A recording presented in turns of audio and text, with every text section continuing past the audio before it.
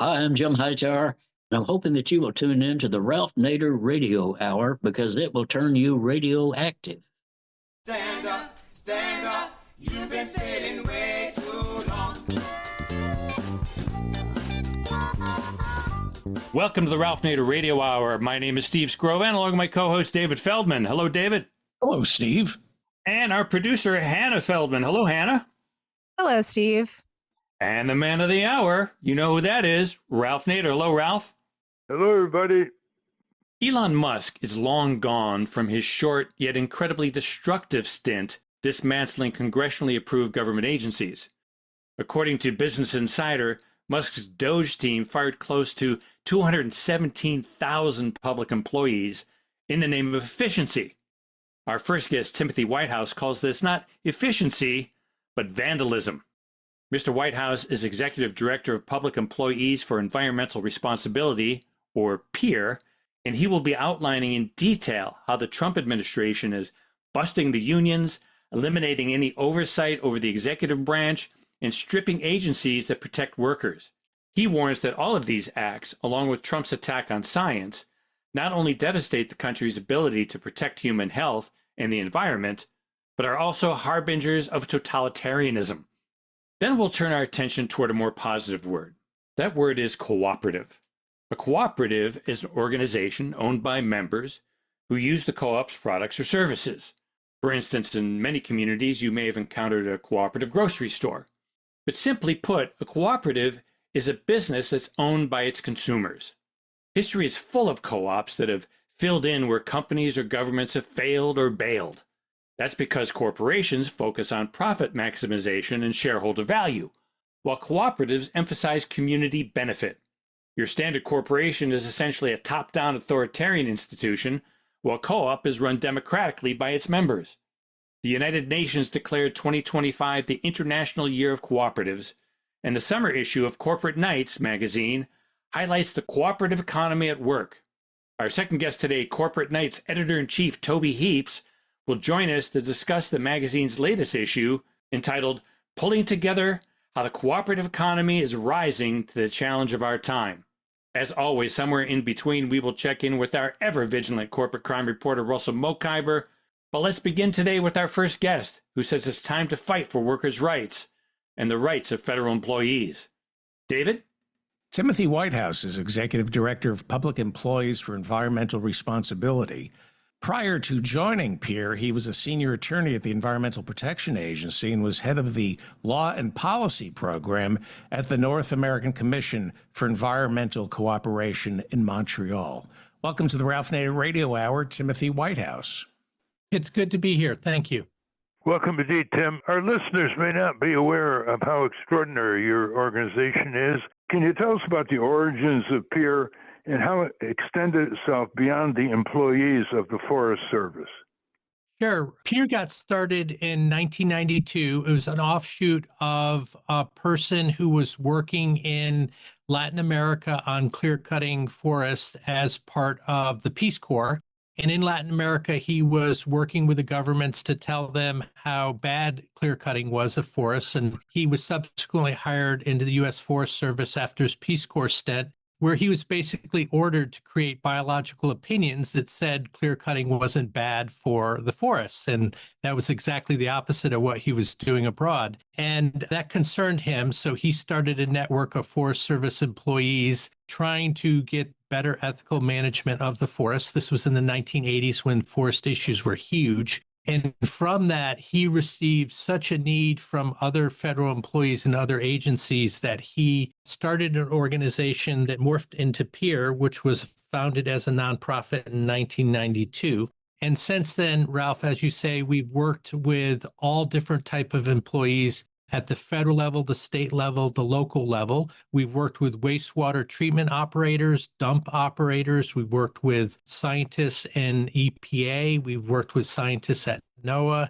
Anyone that comes to us with either a whistleblowing concern or a concern about wrongdoing in the government that affects the environment, public health, or natural resources, we're there to try and provide them assistance and guide them in how they can report that wrongdoing and how we can bring that wrongdoing into the public domain. And what does PEER stand for? PEER, because people may want to contact your website, which you should give right now, and we'll repeat it later. They may actually want to loosen up some of their dead CDs and make contributions, which are deductible. What's Right. PEER stand for? PEER is Public Employees for Environmental Responsibility. Our website is www.peer.org. Well, PEER to me is a really great breakthrough because we've dealt with civil servants probably more than any other citizen group. One of the reasons we've done that is because they are the source of information. As the old saying goes, the conscientious ones who are being suppressed and censored in one agency after another often sent us materials in plain envelopes. And we followed up on that. And then we built the whole concept of whistleblowing rights. And federal employees have a lot of whistleblowing rights and remedies if they speak up to expose corruption, fraud, wrongdoing, self-enrichment, which is rampant now in the tyrant Trump's dictatorial regime. And we even went so far, Tim, as writing a law review article with my colleague Ed Levin on government lawyers and how they have an independent professional responsibility to object if the politicians who head their agencies tell them to throw a case that they filed, say, against a toxic coal company. And with that background, I want you to describe what Donald Trump and his Trumpsters are doing to the federal civil service, which is only recently has been publicized by the best-selling author Michael Lewis and his colleagues in a best-selling book called What is Government? And a lot of the interviews of valiant civil servants who provide very crucial service to the American people, often unsung, what is happening to them now. So characterize, as you do in your wonderful newsletter, what is happening under Trump at supersonic destructive speed on the civil service, and then we'll get down to the different agencies like the IRS and EPA.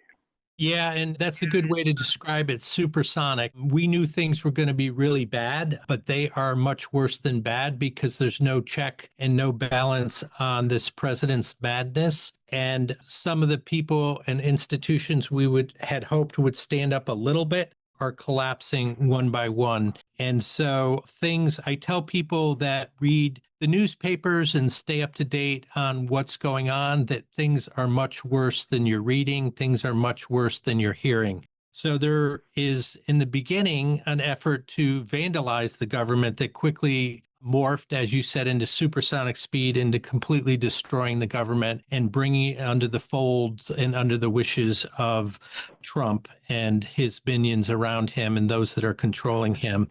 You know, when the probationary employees were fired en masse early in the Trump administration, these are employees that were on probation, usually for a year or two, new employees or people that had moved into new positions. They were fired en masse for no reason whatsoever, contrary to every single civil service law and common sense, that one could imagine. And we thought there would be a remedy for those people. And we were flooded with calls from all over the country, people that worked maintenance in national parks, people that tended dogs at Denali National Forest, people that were stranded in the middle of the country that were fired, top scientists at different agencies suddenly fired with no notice. And from those early actions, things have only gotten worse. We are seeing sort of a mass scale effort to mold the government as quickly as possible into the wishes of those rulers that seek to gain access, capital, and money to what government possesses. So it's a horrible situation.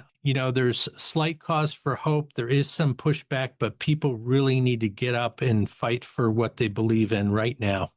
Well, just to dig deeper, the New York Times headlined just on Tuesday, September 2, the title, quote, President's orders strip 445,000 U.S. workers of their union rights, just by an executive order, which of course is being challenged by the federal employee unions. I think one of them has filed 12 suits against Trump. But what they're doing is putting these illegal executive orders, breaking union contracts, into effect. So, for example, if a union contract provides family leave benefit or other benefits, as of August last month, it's been suspended, and they have to basically operate under union busting situations. The protections that the union contracts with the federal government are by dictator Trump's executive orders.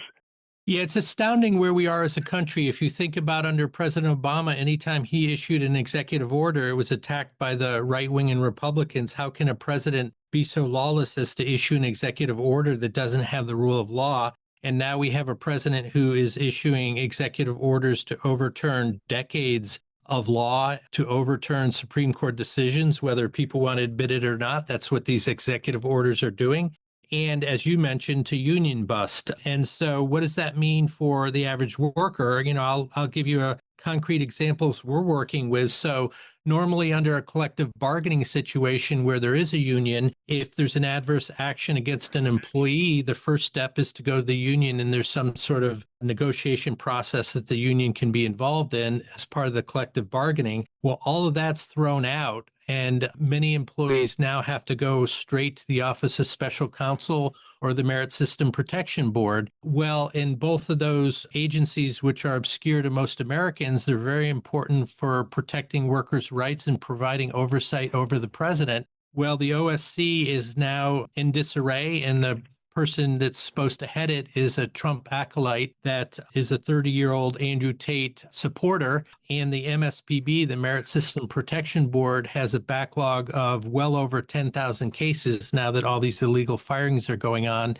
And it has no quorum right now in the board. So this administration is extremely smart. Bust the unions, make sure there's no oversight over the executive branch, and the agencies that are supposed to provide for some level of protection for workers, disassemble them or make them into Trump-facing organizations that impose his will on the workers. So it's a horrible situation.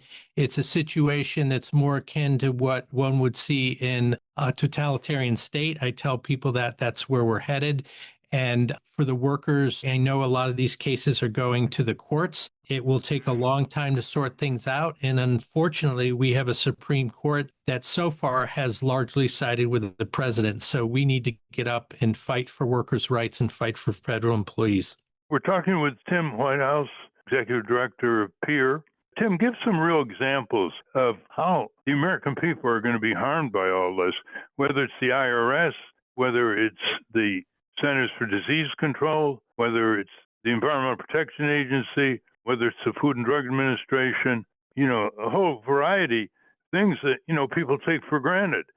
We're starting to see them in our public lands agencies. Our parks have always been supported across the board by conservative and Republicans. Those are under threat to be downsized and taken over by private commercial interests. That is a real threat. That's a stated goal. But more importantly, in our public health agencies, we are seeing, as you all know, and as the press is starting to report, a complete demolition of the Center for Disease Control. And we're seeing cancellations of grants across the board to universities that graduate researchers are relying on. I mean, our foreign enemies could not have devised a better way to sort of grind our system to a halt, and that's what's happening. In terms of, some of the day-to-day issues we deal with, a huge one is data quality, data control. One of the most amazing things that has happened in this administration is the first people to enter government were usually young people from Doge, and it had an affiliation with Elon Musk, who walked into a lot of these agencies and started downloading data.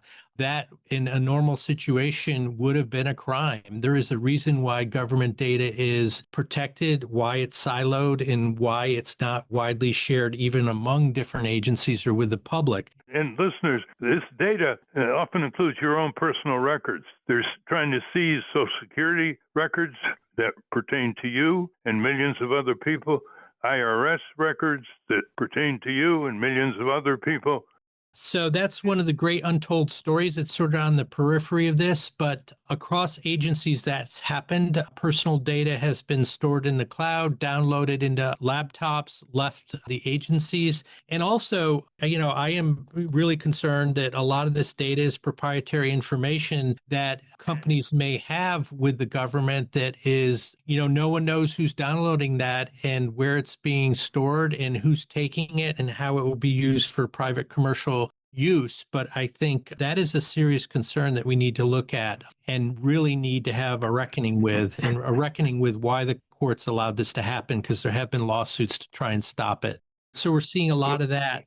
Even at EPA, the Environmental Protection Agency, the chemical companies made it their wish in Project 2025 to make sure that EPA did not have any real independent scientific authority or ability to conduct research. And they made that very clear. And so what's happened at EPA, for example, and it hasn't made the headlines the way the Center for Disease Control problems have, but they've come in and they've eradicated the Independent Office of Scientific Research at EPA. They've fired or laid off many of the people, and they've moved those scientists into other offices, and many of those scientists will have policy-related names. So what they're doing is driving out the ability of agencies to conduct independent science that could be used to set health and human safety goals or standards. Yeah, let's get down to that. Listeners, the Centers for Disease Control is not perfect. It's had its problems. But its mission is to protect you from epidemics, from pandemics, or when they occur, to be able to recommend safeguards, supplies, medicines.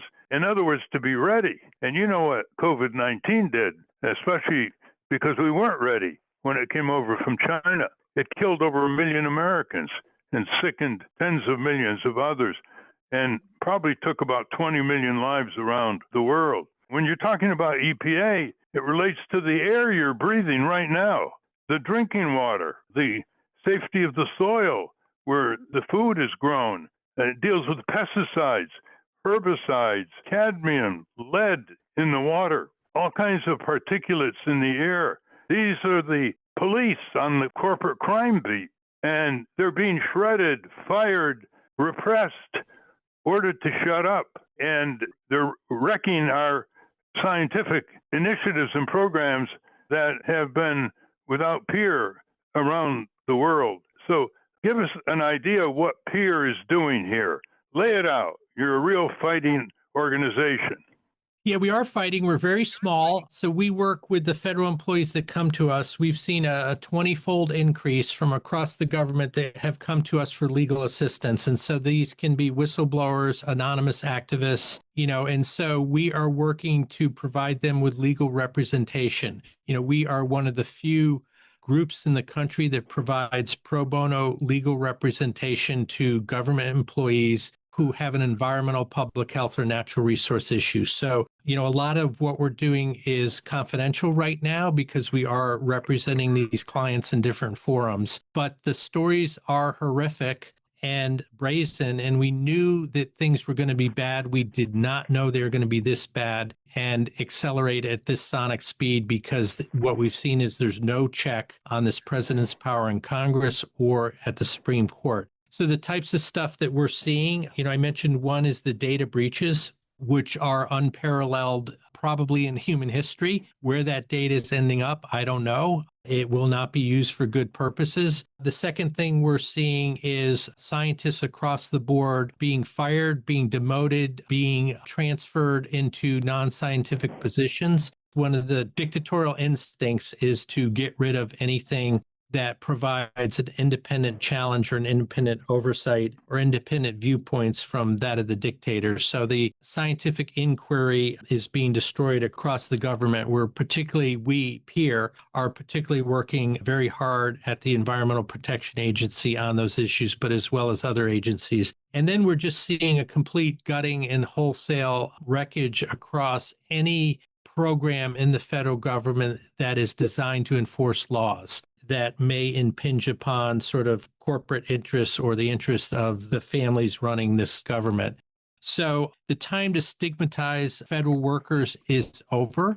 It's time to start rallying for unions for federal workers and what they do. and to support the idea that government plays an important role and that government must be as non-political as possible, the civil service, our country will be much better for it. We're headed down a very dangerous path.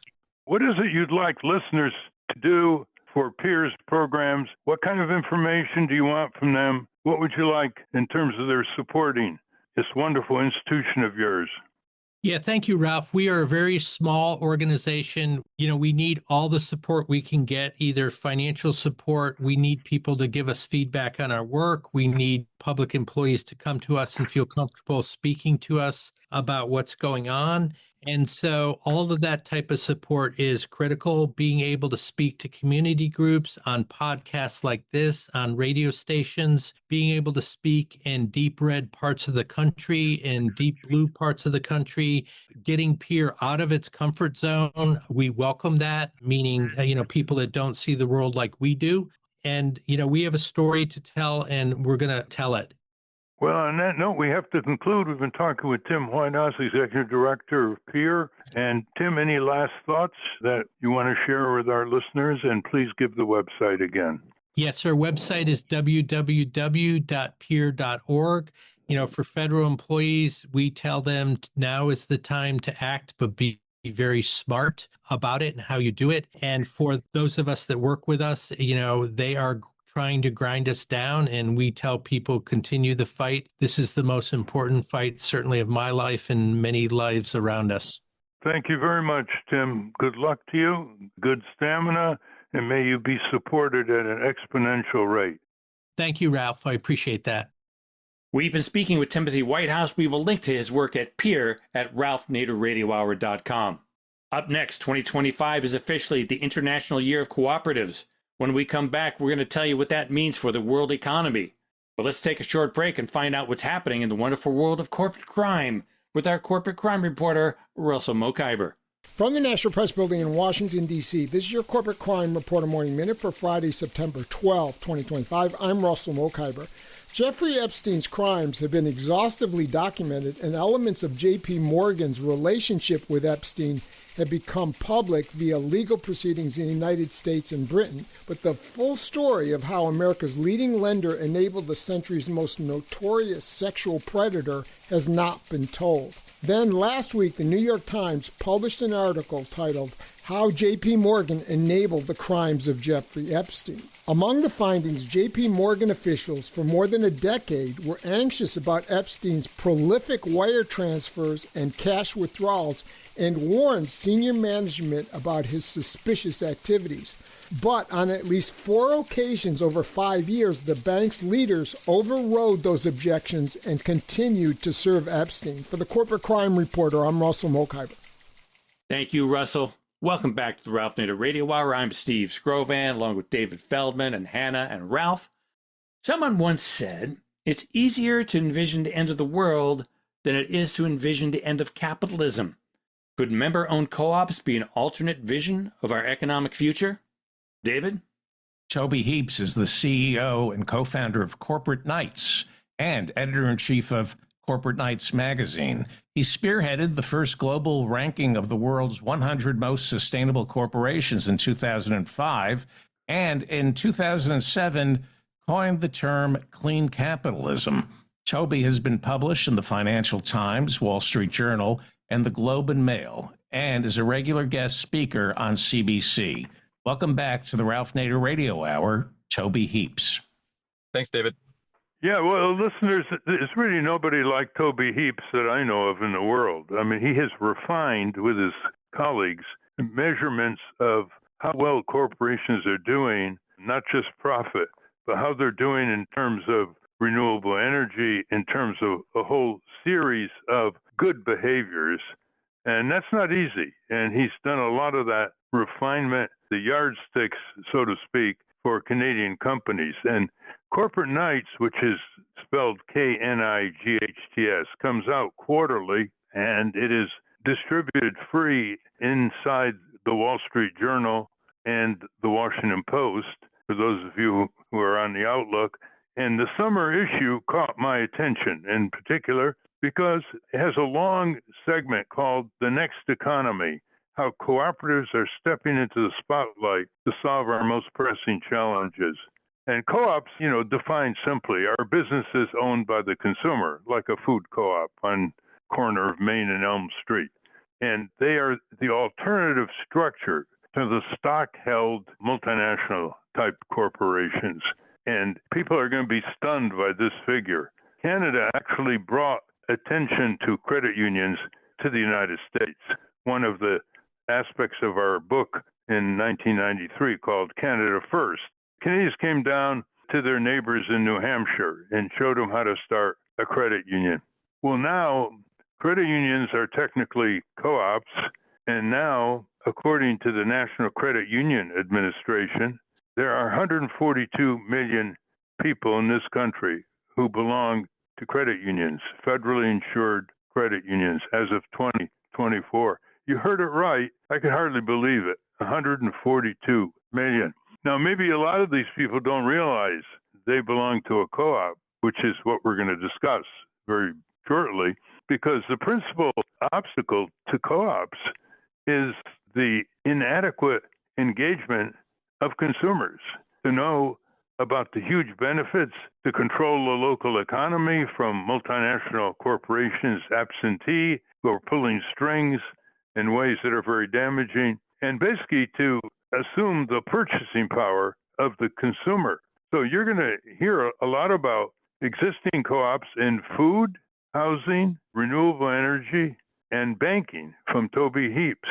And in the introduction to this section in Corporate Knights, they say some 12% of the world's people today belongs to a co-op. And the numbers are growing according to the International Cooperative Alliance that represents co-ops the world over. And it said, in an era of rising wealth disparity, autocracy, and geopolitical instability, the values at the root of the cooperative model, democratic, community-based, fundamentally decent, would seem to be in short supply and high demand, end quote. United Nations declared 2025 the International Year of Cooperatives, highlighting the potential of cooperatives to help deliver on its largely unfulfilled sustainable development goals as the clock ticks down to 2030, end quote.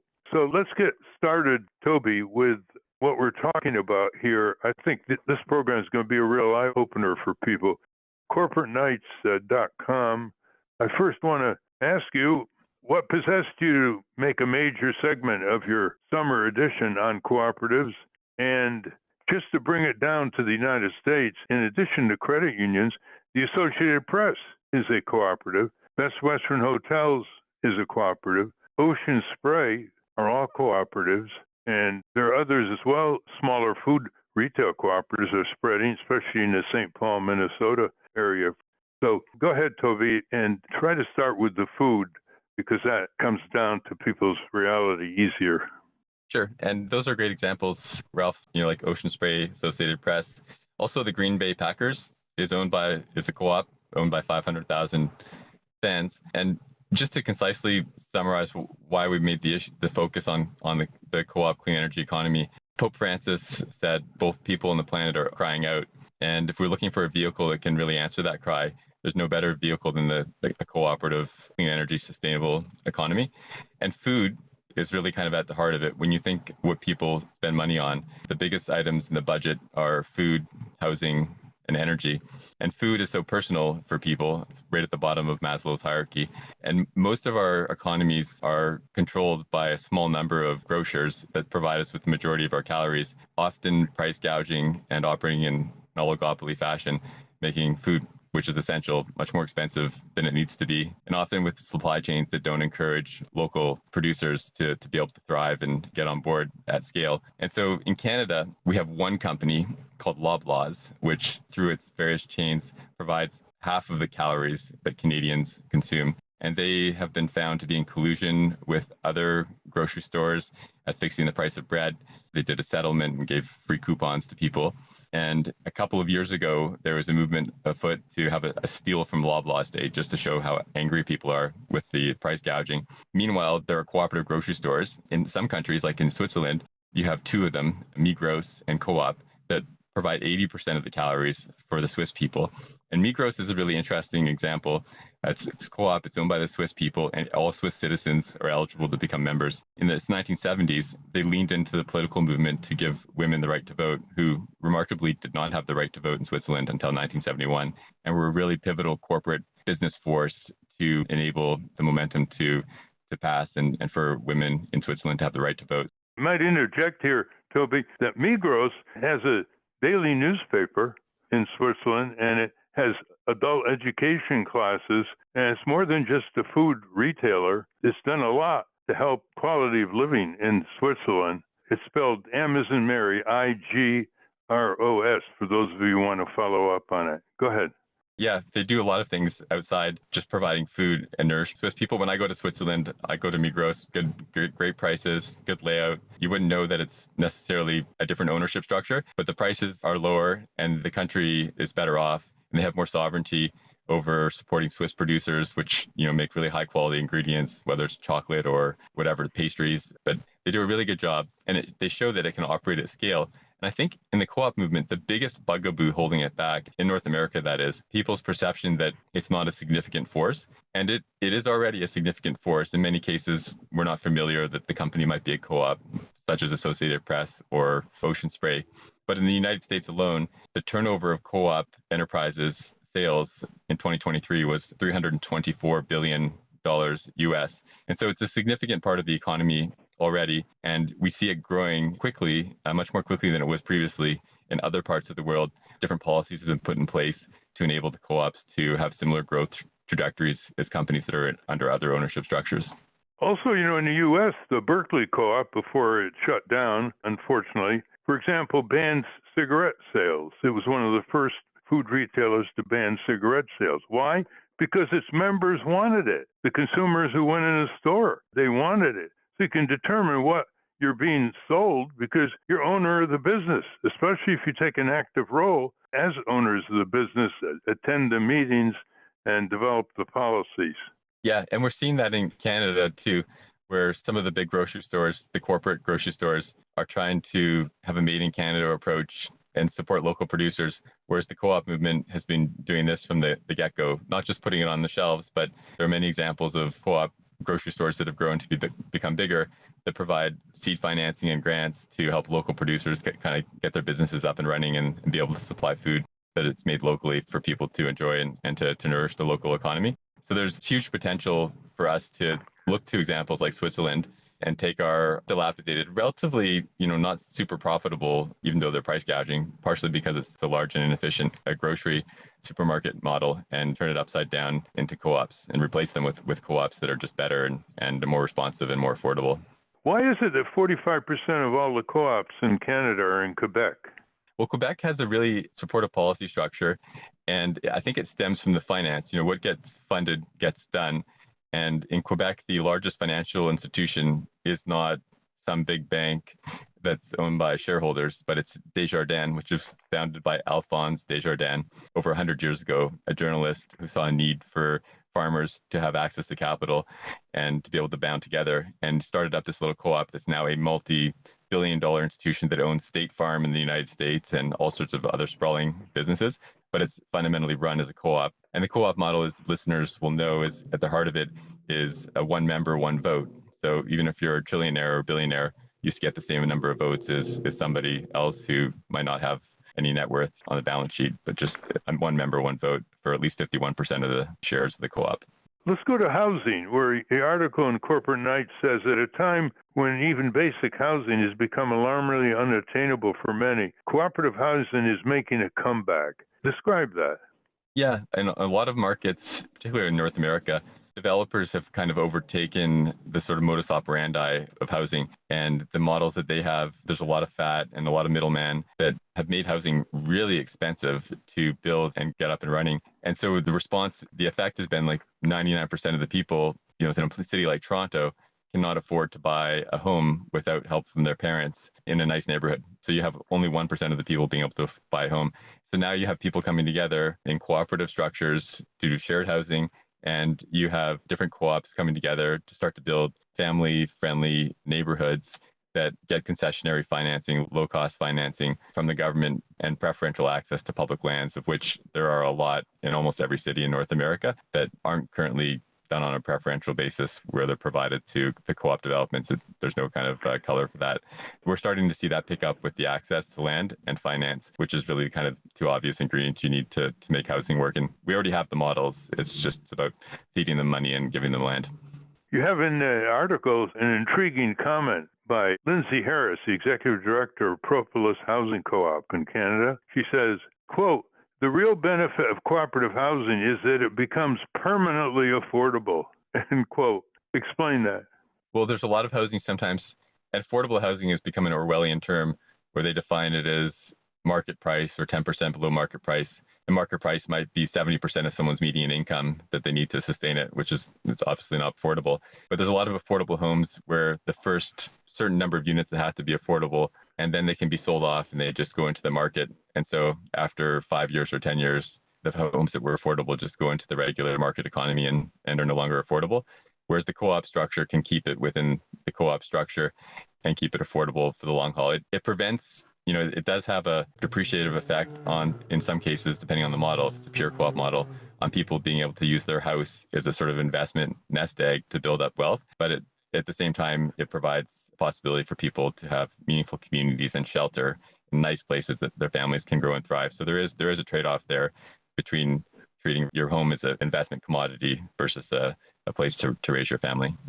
You point out that about half of the 1.2 million co-op apartments in the United States are based in New York City. And when they were established, they really demonstrated this for the corporate landlord model. But to the extent that it is now having problems, it's because there's just a lack of sufficient involvement by the tenants. The whole spirit of success for cooperatives has got to be engagement by the consumers who own the business. And I can't emphasize that enough. Once that hurdle is overcome, the cooperative model will spread much more quickly. Moving to the energy, you say something that really caught my attention. Your writer, Victoria Foote, said, energy, what Canada can learn from co-op power in the rural United States.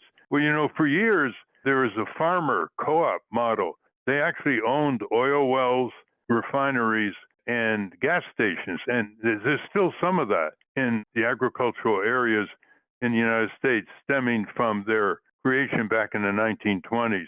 But you have a different example to give. Yeah, well, it's interesting just looking at, you mentioned the United States. Over 40% of the land of the United States that is electrified was done with rural electrification co-ops, a lot of that starting under FDR with part of the New Deal.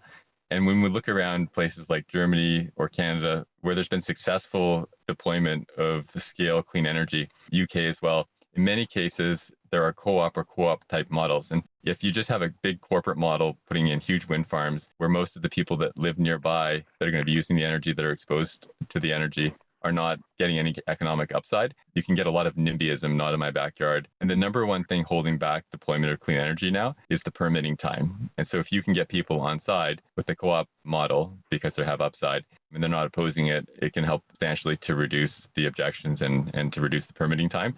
And by far, that is the hugest limitation right now in deploying the clean energy. And so there are many examples of these clean energy co-ops, particularly in Germany. It's the main future for how they build out. And we're seeing many corporate wind farms and solar farms running into delays, and they don't have the democratic support of people to be able to push back when we see things that are going on with what the current president is doing and stopping various projects that are just owned by companies, big corporations. Let's not sugarcoat this too much. The rural electrics have often favored the nuclear power industry. That has long stopped because there hasn't been any nuclear power plants coming into operation except a couple in Georgia, huge cost overruns and huge years of delay. But once the management of co-ops, and they become really big, gets underway and the consumer owners don't assert their fundamental authority, you can start seeing that the giant co-op model begins to mimic the corporate model in the same industry. So this could be happening in banking. So let's go to banking, where your writer says, quote, for financial cooperatives, aka credit unions. Reaching young people is a challenge and a huge opportunity. But just generally comment on the scene in the financial services area. Sure. I mean, the financial services, most people are really frustrated with their banks. They're not necessarily running to the credit unions, but they're frustrated with their banks. And we saw back in 2011 when Bank of America introduced monthly fees for the bank cards, 40,000 people fled the Bank of America out of rage for being charged for something they weren't being charged for. And so the little credit unions, there are many of them. And as you said, there's over 100 million people in the United States that are members of them. They don't do necessarily their primary banking with them. And we do see in cases where the credit unions get huge, like in Canada and Quebec, Desjardins is huge. And there are some sort of criticisms around it becoming corporatized and not necessarily responsive to the members. It's a challenge of growth. Small is beautiful. When a co-op gets huge, retaining its ideals can be challenging. And we see in cases where that is happening more frequently, there often is better communication. There's a higher turnout for votes on the board and more interactions with the members than just voting on the board. And some of the most effective membership organizations, probably the most effective membership organization in the United States is the ARP, the Association of Retired People. They have amazing communication and input and providing valued services, saving their members money, giving them political power, helping them live a better life in their retirement. And so I think there's a lot we can learn. Big co-op movements can learn from big membership movements that have been successful, particularly like the American Retired People's Association. In Canada, a really interesting example, our largest co-op was Mountain Equipment Co-op. It had 3.2 million members, and they borrowed some money, not from a credit union, but from a big bank before the pandemic to expand real estate. And when the pandemic hit, they got some cash calls, and they had a little bit of what appeared to be some unsightly things happening on their board of directors. And they ended up selling out the co-op to a private equity company in the United States and taking out the biggest co-op in Canada, 3.2 million members, that used to be a political force for nature policies and for environmental policies. And so there is this potential, even for huge co-ops with millions of members, if they run into financial issues and the board of directors doesn't have enough oversight for them to be swallowed up by private equity shops. So it's not a panacea, co-ops, that you just sort of have the model, you press go. It really requires sustained everyday engagement in a meaningful way from the members. And if that's present, then they can grow and thrive and retain a lot of their great futures. But if it's not, then it can just become a bit of a hollow operating principle. We're talking with Toby Heaps, the founder and publisher of Corporate Knights, a quarterly magazine. It really is irresistible in terms of its design and groundbreaking stories. For example, in the summer issue that's current right now, Toby has selected the best 50 companies in Canada who are pouring 56.4% of their capital spending into sustainable investments, compared to just 8.7% for average Canadian companies. So you see the yardstick he's using here, selecting the 50 companies who are pouring over 50% of their capital into sustainable investments. It's very hard work, very meticulous work. Some companies object when they're left off the list, and Corporate Knights is always innovating in that process. Let me ask you, Toby, if people listening to this program say, gee, this is amazing, I didn't know anything about this, how do I start a food co-op? How do I start a renewable energy co-op in my community? How would you advise them? Well, I would encourage them to go to cooperateknights.com for sure to read the co-op section. There's a lot of stories of inspiration there. And then if you're in the United States, where many of your listeners are, the National Co-op Federation in the United States is an amazing resource for how to start up co-ops in all different sectors. And they're really good at, they have people resourced to help with these types of things. So I would encourage getting resources from them so you don't have to reinvent the wheel. You can tweak it to your own needs. Getting a few people together that are passionate, it's easier to do it when you're not by yourself. Some people that the solution is for everybody, and then just go for it.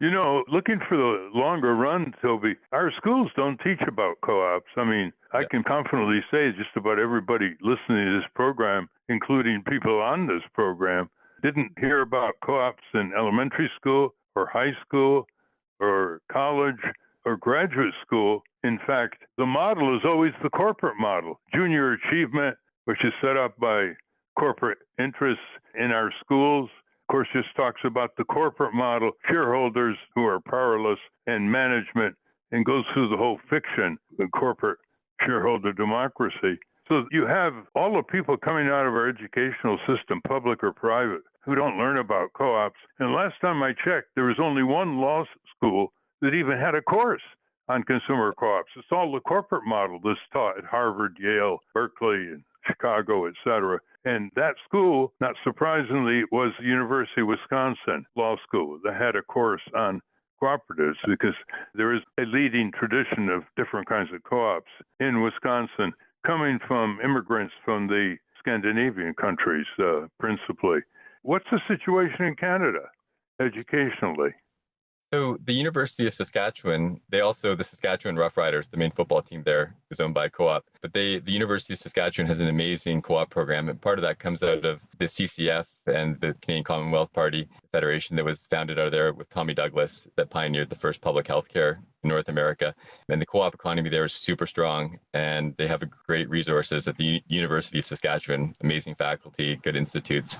There's a lot of good work done, models for people that want to go deeper into the cooperative economy there. But the point you were making about shareholders that's taught in business schools, the shareholder primacy model, is really one of the things that kind of inspired us to look at co-ops. And I can't underline enough, if you care about a sustainable economy that works for people and planet, the operating model is not just the clean economy, the environmentally friendly, it's the cooperatively run economy.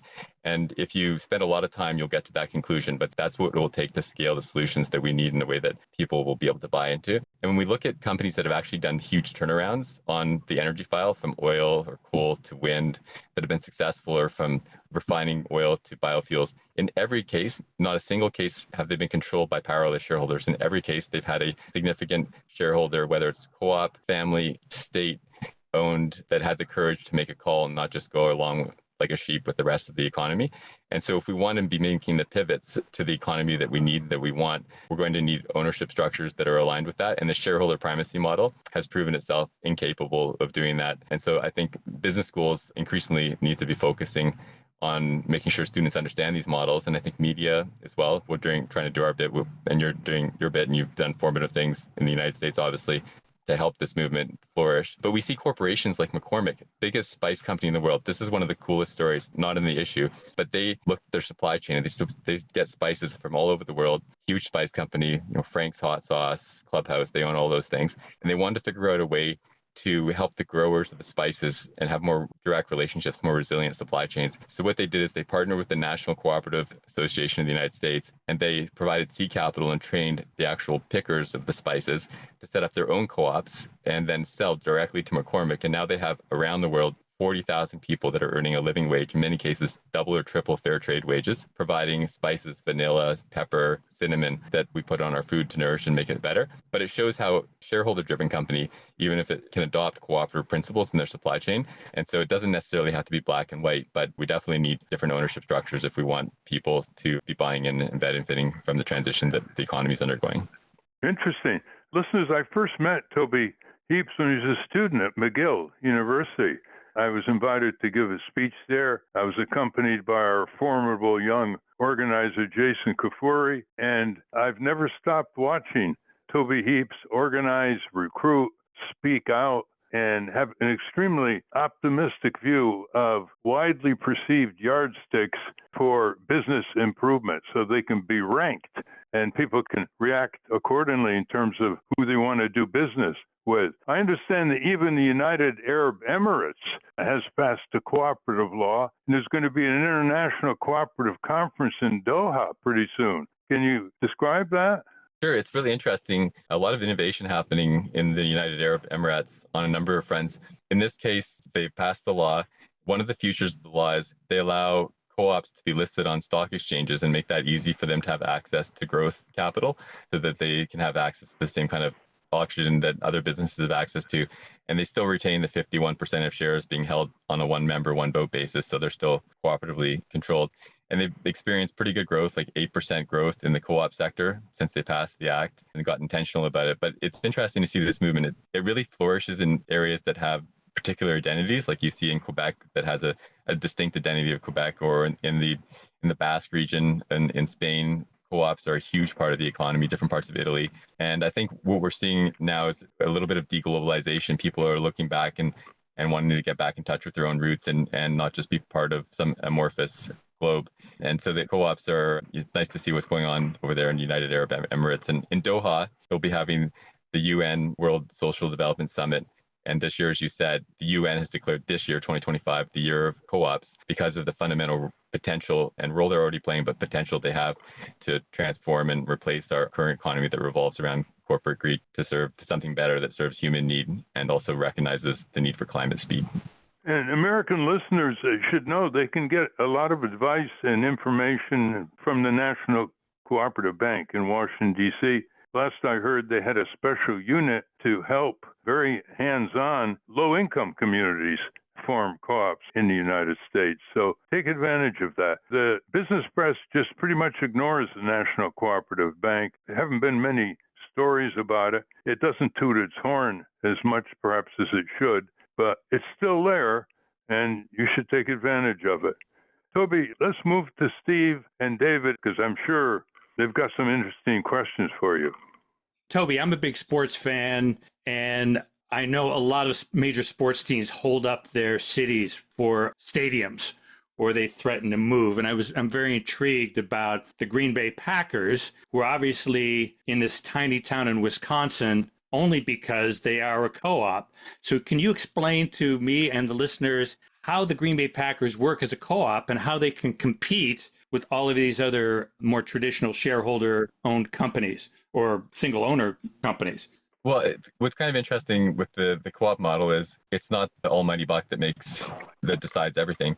And so the members of the Green Bay Packers, the 500,000 members, they live around where they are and they don't want the team to go away. And so even if they could, have a payday on it, that's not their primary consideration. The primary consideration is the football team they love and they want it to stay where it is. And so that's why it's there and probably not going anywhere. It's not for sale. It's a part of their community, part of their fabric. And so that's kind of what I love about the co-op model is the world is kind of boring if the almighty buck decides everything. It's too predictable. And it's great to have an NFL team right there in this rural area. It doesn't have to be a mega city. You see other big cities where co-ops are ruling the roost as well. I think the most prominent one in the European football scene, so that's soccer, as we call it, is in Real Madrid, which is also member-owned, and they're a huge team in Madrid, and it thrives and does well. And they produce good players, they pay the salaries for the players, but on the big decisions, they don't always have to defer to the almighty buck. They obviously have to make more money than they bring in, but they don't have to make the most money. They can make enough and then make decisions on other, human factors. And so it's wonderful to see the Green Bay Packers. I'd love to see them bring home a Super Bowl. It's a great model, and it'd be nice to see more teams go this way as well. But it has other benefits. For example, the Buffalo Bills owners are worth about $5-6 billion, but they wanted a new stadium a couple of years ago, and they basically shook down the governor and the legislature in Albany for a huge subsidy, over $1 billion, and all kinds of expenses paid, because they threatened to go to another city. Well, you'll never see that out of Green Bay. And so the model has multiple benefits, not just in terms of community ownership and stability, but as you might expect, Toby, a while back, the National Football League banned any future models for NFL teams like the Green Bay Packers, because they know it undermines the extortion and the twistifications that occur pitting one city against another. We've been speaking with Toby Heaps, the founder and publisher of the quarterly engrossing magazine Corporate Knights out of Canada. One last question, Toby. When this issue came out, what kind of response was there by the mainstream press? And were you asked to speak on the media about it? Were you invited to make speeches, or the writers of these articles were invited? One of the raps on the cooperative movement is it appears to be dull. It isn't exciting. It doesn't have crazed people like Elon Musk, etc. What kind of response is there? We had some outreach from some of the major co-ops in Canada. We're going to be doing a ranking in our fall issue of the top 10 co-ops along the main metrics that we look at. And when that comes out, I think what you need more stories being told. You have to use TikTok and the different multimedia channels. And we need to get a little bit more playful, with the campaigns and how we talk about it, because most people don't even know co-ops exist, even though it's $300 billion a year in the United States. They have really limited idea that it exists and that it holds the seeds of a system that could really serve us much better. And so the more we can figure out ways to talk about it and talk about it in playful, more fun ways, more joyful ways, ways that aren't as predictable, I think that's the key to getting traction. Remember, listeners, it all starts with community neighborhood organizing. It all starts with local economies reasserting themselves, owned by the people in the local economies as consumers. And they work very well with small business, entrepreneur type businesses as well. It's been my experience looking at around the country. There's not that kind of antagonism. And the idea of displacing giant corporations' operations at the local level with co-ops is a real important way of not just relying on regulation, which corporations have learned to game, or antitrust action, but actually displacing the market controlled by franchise, one-sided agreements, for example, Burger King or McDonald's, et cetera, with locally owned co-ops. So there's a lot to think about, and I hope the listeners will follow up with the Consumer Cooperative Bank and by reading Corporate Knights and going to the website Corporate Knights, KNIGHTS.com. Any last comments, Toby? I would say anybody, please, next time that you're opening up a bank account or looking to buy something, try and find it from a credit union or a co-op. And if you're buying spices, you can know that it's probably coming from McCormick and probably was picked by a cooperative grower. If you are what you eat, it shouldn't be a huge leap. We've been speaking with Toby Heaps, spelled Heaps, the founder and publisher of Corporate Knights. And Toby, we hope to have a continuing conversation here about the potential and spread of a cooperative economy. Thank you very much. Thank you, Ralph. That's our show. I want to thank our guests again, Timothy Whitehouse and Toby Heaps. For those of you listening on the radio, we're going to cut out now, but for you podcast listeners, stay tuned for some bonus material we call The Wrap-Up, featuring Francesco DeSantis with In Case You Haven't Heard. A transcript of this program will appear on the Ralph Nader Radio Hour Substack site soon after the episode is posted. Subscribe to us on our Ralph Nader Radio Hour YouTube channel. And for Ralph's weekly column, it's free at nader.org. For more from Russell Mokhiber, it's at corporatecrimereporter.com. The American Museum of Tort Law has gone virtual. You can visit tortmuseum.org to explore the exhibits, take a virtual tour, and learn about iconic tort cases from history. To order your copy of the Capitol Hill Citizen, Democracy Dies in Broad Daylight, it's at capitolhillcitizen.com. And remember to continue the conversation after each program. You can go to the comments section at ralphnaderradiohour.com and post a comment or question on this week's episode. The producers of the Ralph Nader Radio Hour are Jimmy Lee Wirt, Hannah Feldman, and Matthew Marin. Our executive producer is Alan Minsky. Our theme music, Stand Up, Rise Up, was written and performed by Kemp Harris. Our proofreader is Elizabeth Solomon. Join us next week on the Ralph Nader Radio Hour. Thank you, Ralph. Thank you, everybody. Stand up, step up, step up. You ought to step up. Rise up, rise up. I know you ought to rise up and stand up, stand up. You've been saying, I think you should step up. I think that you should step up. Rise up, don't let the system hold you down. Stand up, stand up. You've been saying,